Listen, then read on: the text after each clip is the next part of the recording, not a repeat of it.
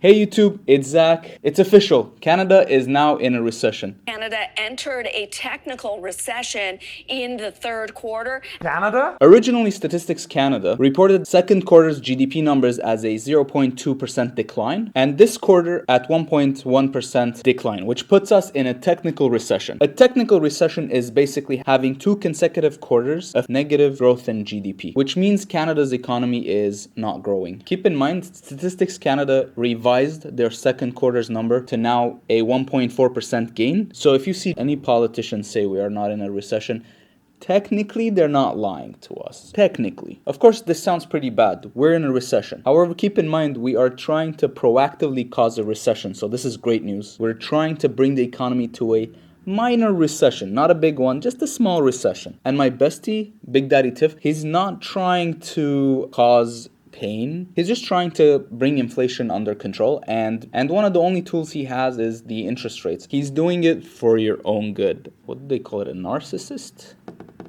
Anyway, it's for your own good. If you're enjoying these high interest rates, just hit the like button. It will help out the channel.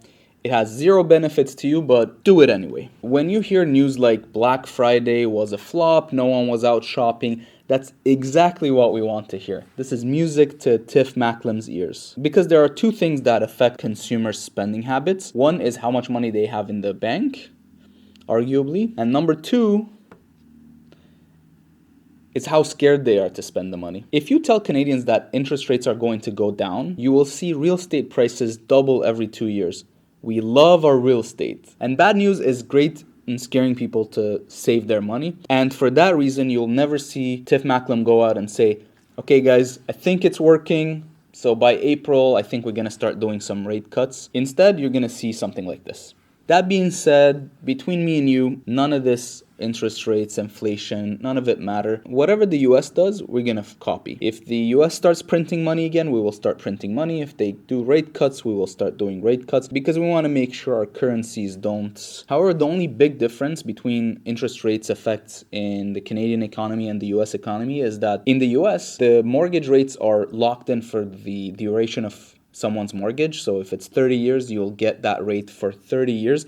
However, in Canada, we're as volatile as Bitcoin during the pandemic. And any rate fluctuation affects mortgage rates far more quickly than it does in the US. I explained this in a bit more detail in my previous video, so I'll put a link to that at the very end for you guys to watch. Talking about spending habits, in the third quarter, our spending numbers did not change as much. However, where we spend our money, that's a different story. We switched from buying food and clothing to buying cars. New trucks and SUVs, baby. Canadians throwing the towel and saying, you know what, YOLO, we only live once, so I'm gonna stop eating and I'm gonna just go buy that F-150. I don't know how many more days of food I can afford anyway, so let's just do it. Look, you've been watching me talk about GDP for the past, 5 boring minutes, which feels like eternity. So you might be asking, Zach, okay, GDP, cool. Maybe Tiff will change his mind, drop the rates. How does that affect me? What does it really mean, GDP? Do I really need to care about it? The answer to that question is yes. GDP is basically, you want to look at it as the productivity of the country. It's almost like our average income, median income. But with immigration numbers going up, bringing in another million people to the country and our GDP shrinking. Do you see where I'm going with that? I'm going to be making a video on immigration, international students, and some new policies. So make sure you subscribe to the channel so you don't miss out. This is the video I mentioned previously about the mortgages and stuff. So if you haven't seen it, click here to watch. If you've seen that and you want to watch something more interesting, this one, YouTube's gonna pick it based on your interests. Just click on that one. And for the rest of you, thank you so much for watching, and I'll see you in the next one. Bye.